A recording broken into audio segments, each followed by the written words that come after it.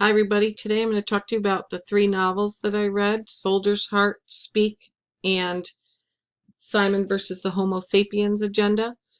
The first novel I read, Soldier's Heart by Gary Paulsen, is a Civil War novel, and parts of it are actually true because the main character, Charlie Goddard, actually did exist.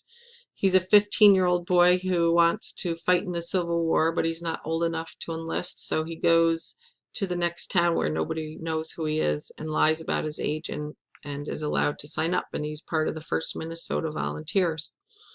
He saw death all around him and was sure he was going to die, and I have a quote from page 37 that describes actually what he saw and smelled as far as the bodies being around him. It says the smell was sweet, cloying, the smell of blood and dirt and decaying flesh, the smell of death.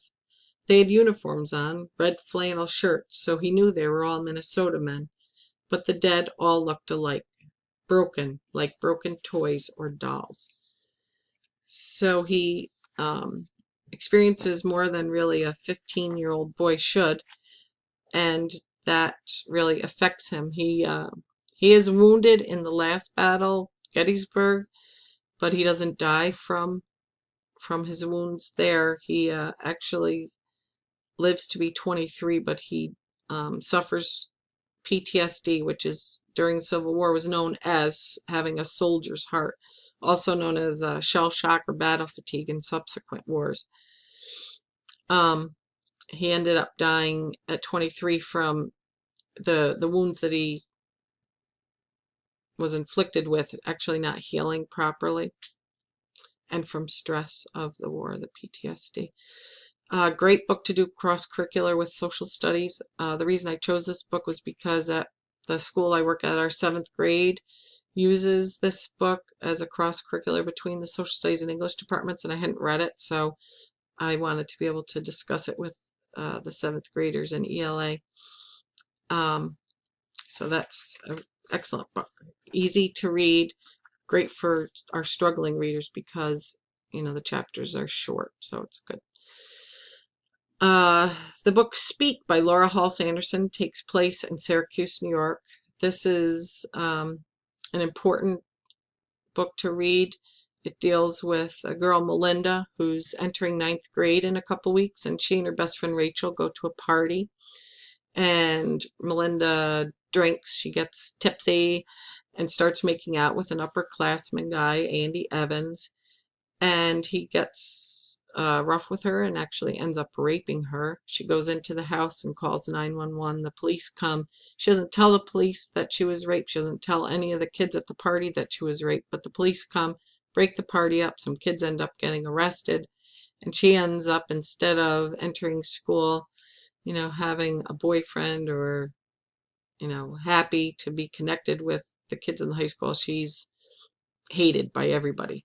And I have a quote from page 4 that describes the way she feels on her first day of school when she says, "I've entered high school with the wrong hair, the wrong clothes, the wrong attitude, and I don't have anyone to sit with. I am an outcast." And that's the way Melinda feels pretty much throughout the whole novel. She's an outcast. She deals with kids bullying her.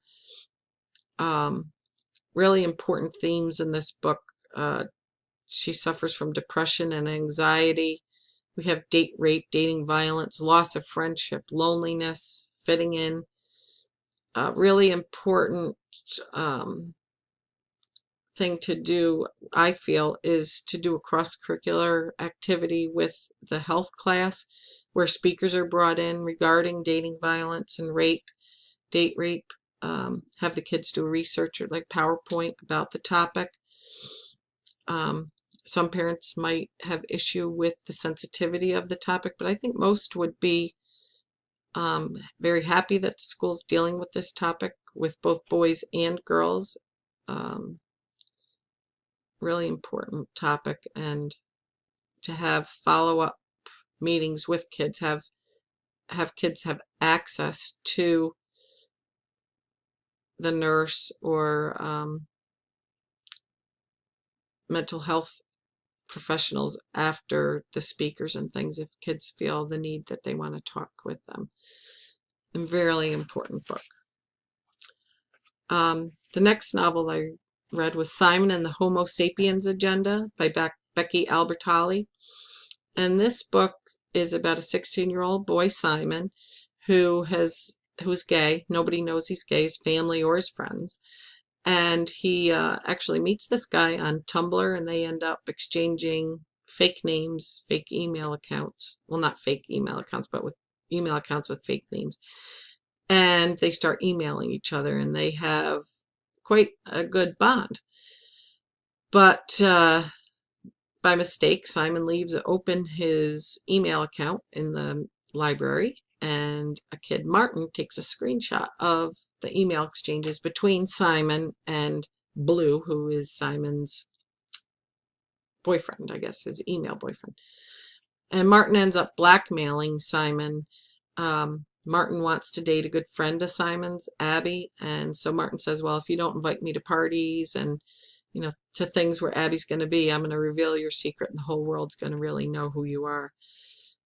So Simon struggles with the stress of that. He also struggles, he deals with his own sexual identity because he has these close friends, Nick, Leah, and Abby, who really don't know who he is. On page 59, there's a quote that is an email that Simon sent to Blue that says, so I keep thinking about the idea of secret identities. Do you ever feel locked into yourself?